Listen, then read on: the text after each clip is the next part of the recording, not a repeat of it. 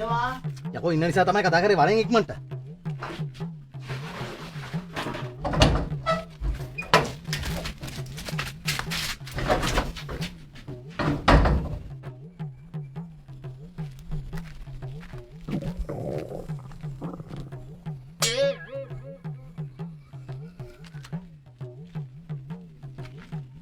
දැන් මේ නමයි. හිටහන්.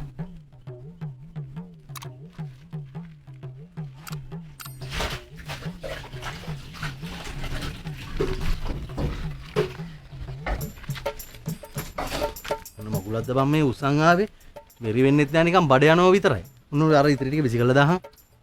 පිස්සුද විසි කරන්නේ? සුපිරි බඩු. ඔක තැපෑලෙන් වදින්නේ. ඒක තමයි වදින්නේ නැත්තේ. තැපැල් වැඩ නෑනේ මේ දවස්වල. මෙන්න මේ විකාර නැතුව විසි කළා දාහන්. මන් දන්න තැනකින් ගෙනාවේ. පළතුරු.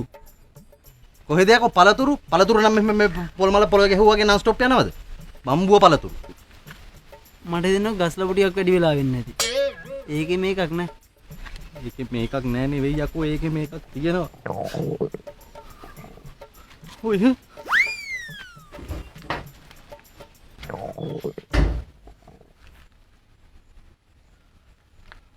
දැන් මෙනවයි